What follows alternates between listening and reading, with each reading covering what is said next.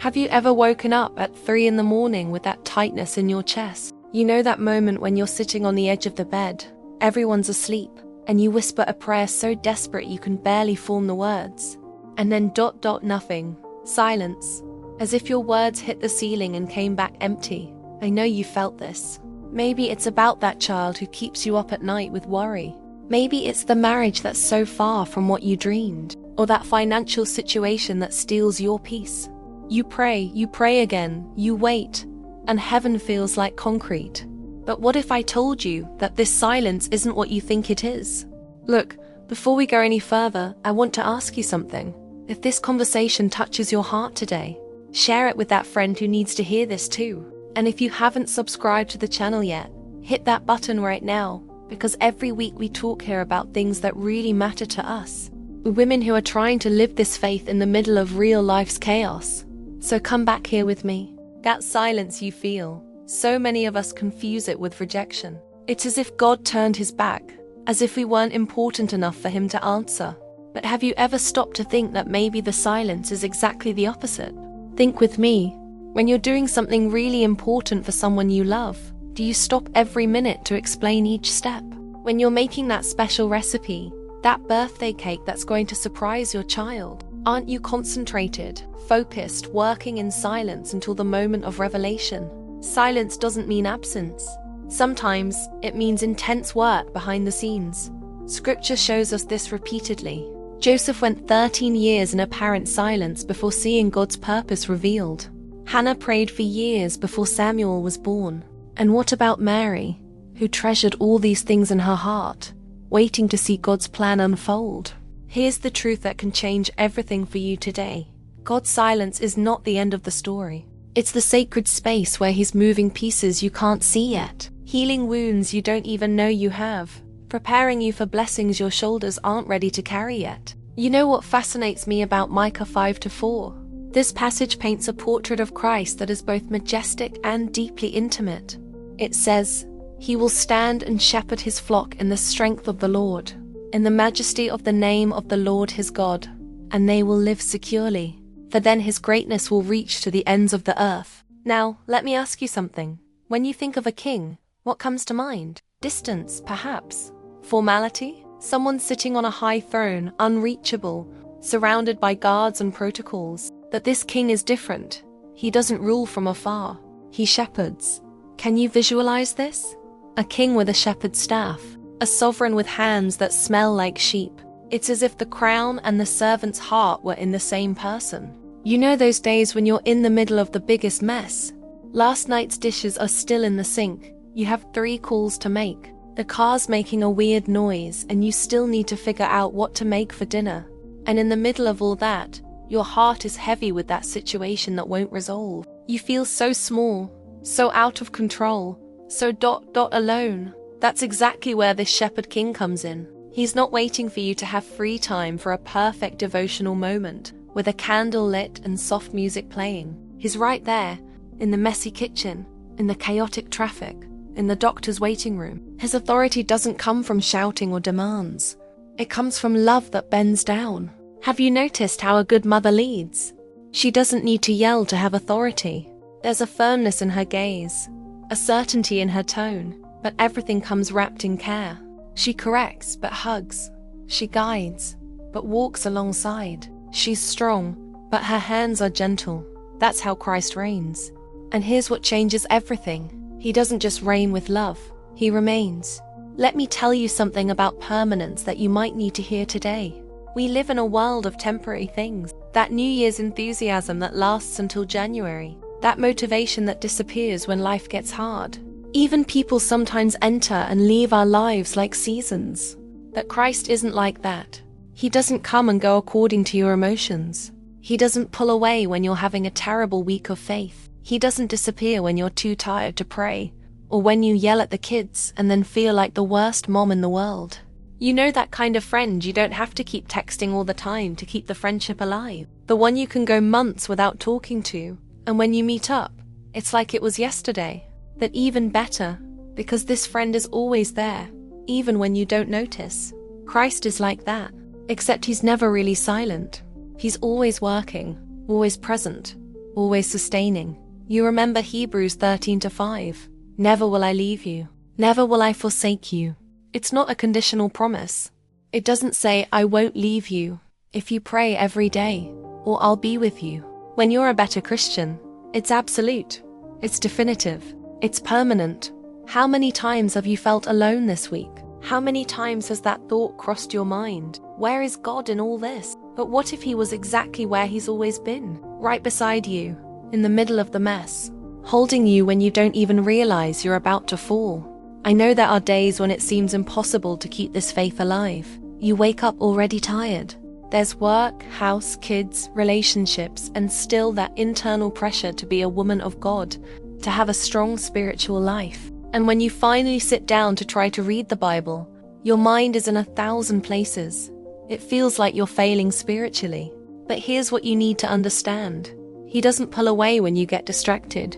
Even when your faith seems tired and small, he's shepherding your soul in silence. It's like the sun that keeps warming even when you're too busy to notice. You don't need to be conscious of his presence every second for him to be there. And there's more. When this truth really drops from your brain to your heart, something profound happens. The tired woman begins to walk with a new lightness, not because the problem's disappeared, but because she knows there's someone who never leaves her. And when you know you're not alone, everything changes. Now, here it gets even better, because this king who remains doesn't just observe from afar, he shepherds. You know the difference? An observer sees, a shepherd acts. An observer notices the sheep is thirsty, a shepherd leads her to water. An observer perceives the flock is tired, a shepherd finds green pastures and makes the flock lie down. Christ isn't on a heavenly throne just watching your life like it's a TV show. He draws near, he touches, he restores. He guides each step, knows each wound, understands each fear. Think about that decision that's keeping you up at night, the one where you don't know whether to turn right or left, or that situation with your kids that you just don't know how to handle. You've already prayed, thought about it, lost sleep, and you're still confused. What does the Good Shepherd do? He doesn't shout directions from far away. He goes ahead. He opens the way. And while the world offers you rush and quick fixes, he offers you direction and peace. I know the way, he whispers. Walk with me, slowly. I'll show you. And there's something else that happens when you really understand this. You stop trying to carry everything alone. That burden that's crushing your shoulders. It wasn't meant for you to carry alone from the start. That anxiety about the future. He's guiding every step. That mental confusion. He gives wisdom. How many times have you cried in the middle of the night? Those silent tears when everyone's asleep and you're there, in the darkness, with the weight of the world on your chest. You know what's happening in those moments? The shepherd is working. There, in the silence, he's renewing your strength. You might not feel it, but it's happening. And here's something that will surprise you. His care isn't passive. Christ doesn't just wait for you to figure it out. He actively engages. He intervenes. He strengthens. He transforms. Think with me. When you care for someone you love, you don't just watch that person suffer, right? You act. You seek solutions. You lose sleep. You give of yourself. Now multiply that by infinity and you begin to understand Christ's heart for you. He moves circumstances, opens doors that seemed locked, softens hearts that seemed like stone, renews hopes you thought were dead. And all this while you're there, just trying to survive the day. But there's something else I need to tell you. Something that completely changes the game. All this care doesn't come from a human source. It's not a limited effort. Micah says he shepherds in the strength of the Lord. This means that when you think your strength has run out, that you can't take one more day, that's exactly when the Shepherd King begins to operate with divine intensity. You know, when you wake up and don't know how you're going to face that day. And even so, you get up, you put your feet on the floor, you start another day. Where does that strength come from? You think it's yours? No, my dear, it's the strength of the Lord working through you. That patience you didn't know you had when your teenager slammed the door. That courage to have the difficult conversation in your marriage. That ability to forgive one more time. That faith that makes you wake up and try again after a horrible day. None of that is you. It's Him in you. And do you see how this changes everything? When you understand that the strength doesn't need to come from you, that you can stop trying to be strong all the time, that you can simply rest in His strength, life takes on a different weight. Or rather, loses weight. This divine strength isn't just for the big crisis moments. It's for ordinary Tuesday. It's for that morning when you don't want to get out of bed. It's for the moment when you look at the pile of laundry to fold and think, I can't anymore. It's for that second when you want to give up on everything. It's the strength that helps you face difficult days with serenity. That transforms that 5-minute prayer in the car before going into work into spiritual fuel for the entire day. That gives you faith to start over, even when yesterday was a complete disaster. And when you live in this reality, when you really understand that there's an infinite power sustaining you, something naturally springs up in your heart. It's not forced. It's not religious. It's genuine. It's worship. But not that Sunday morning worship, all dressed up and proper.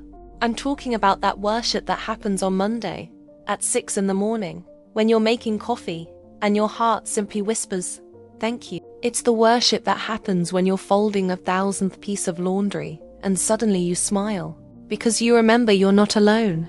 The soul that experiences the shepherd's care can't remain indifferent. Love awakens response. When you're sustained by God's love day after day, when you see Him show up in the small and big things, a natural desire is born in you to honor Him, not out of obligation, but out of gratitude. And you know what's most beautiful? This worship transforms routine. Suddenly, making breakfast isn't just a task. It's an act of love that echoes His love. Comforting a sad child isn't just a mother's responsibility. It's reflecting the shepherd's tenderness.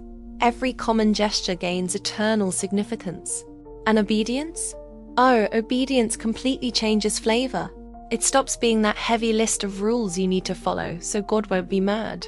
It becomes joy. Because when you trust the shepherd, you understand that every command of His is for your good. It's like when you tell your child, don't play near the stove. You're not being mean. You're protecting. You're guiding. You're loving. That's how God is with you. Every direction, every yes, every no, comes from a heart that wants your best. So following Christ's voice becomes the safest path to finding peace in difficult days. When you let the word guide your decisions, when you stop and ask, what would He say about this? You realize there's meaning in every step, even in the stumbles, even in the mistakes, because a good shepherd doesn't abandon the sheep that fell. He lifts her up and heals her. And here's the beauty of it all. You don't need to be perfect. You don't need to have all the answers. You don't need to be that super Christian who seems to have her spiritual life all figured out. You can be you, tired, real, imperfect, struggling, and still loved, still shepherded, still safe in His arms. This is faith that works in real life, in the middle of the rush, between one task and another, with kids crying in the background, with your mind worried about 1,000 things. It's not convent faith or spiritual retreat faith. It's the faith that sustains you on Thursday when you're already exhausted and still have more than half the week ahead. And when you learn to live like this, every moment transforms into an act of worship. Being a mother becomes ministry. Being a wife becomes testimony. Every word, every choice, every difficult moment, everything transforms into an echo of gratitude to the shepherd who remains and shepherds. Because when God speaks to the heart, when you really hear that gentle voice in the midst of life's noise, the answer is simple. So simple it almost seems too easy, but it's profound, transformative. The answer is worship, trust, and rest. Worship not because you have to go to church, but because your heart overflows. Trust, not because everything makes sense, but because you know the shepherd. Rest, not because the problem's ended, but because you know who's in control. And the heart that learns to bow in gratitude, that stops fighting everything and everyone, that simply takes a deep breath and says, Lord, I trust you. That heart finds true strength, a strength that doesn't come from trying harder, doesn't come from being better, doesn't come from you. It comes from above and never runs out. So now, here we are, you and I, reaching the end of this conversation, but not the end of the story, because your story continues tomorrow, and the day after, and next month, and you're going to encounter that silence again. There will be moments when you'll pray and it will seem like nobody's listening. There will be days when you'll question if God is really acting. So I need to ask you a question. And be honest with me. Be honest with yourself. Be honest with God. What are you going to do with this silence? Will you let it push you away? Will you let it convince you that you're alone? Or will you choose to trust, even without understanding what God is doing? Because here's the truth. His silence isn't abandonment. It's an invitation. An invitation to rest. To stop trying to control everything. To stop demanding immediate answers. It's in this time, in this sacred space of waiting, that He shapes your heart. That He aligns your dreams with His dreams. That He prepares you for what hasn't arrived yet, but is coming. Because maybe what you're asking for now isn't what you really need. Maybe what you want now would destroy you if you received it.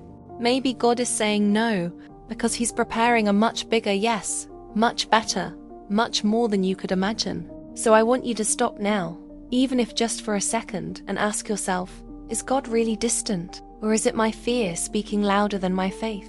Because here's what I've learned, and what I hope you take from here today. While you wait, God is acting. In the silence, He's working. When you don't see anything happening, backstage in heaven, there's intense movement in your favor. So today, in this moment, decide to remain. Keep praying, even without visible answers. Keep trusting, even without clear signs. Keep walking, even when your feet are tired. Because the promise isn't that you'll understand everything. The promise is that He will never leave you. And when you look back, a year from now, 5 years from now, you'll see. You'll see how He was there in every silence. How He held you when you thought you were going to fall. How He guided you when you were lost. How He shepherded you in His strength when you had no strength of your own. You're not alone, my dear. You never were. The Shepherd King is right here, remaining, shepherding, loving you with a love that doesn't give up, doesn't tire, doesn't fail. And if this message spoke to your heart today, don't keep it to yourself. Share it with that friend you know also needs to hear this. The one who's tired, the one who's doubting, the one who needs to remember that God hasn't abandoned her. And here in the comments, I want to hear from you. How have you been dealing with God's silence? What did this conversation stir in your heart? Tell me here below, because your story might be exactly what another woman needs to hear today. May the Shepherd King shepherd you today, tomorrow, and always. May you feel His presence in the middle of your routine. May you rest in His strength when yours runs out. And may you never, never forget, you are loved, you are shepherded, you are His. Until next week. And remember, you don't walk alone.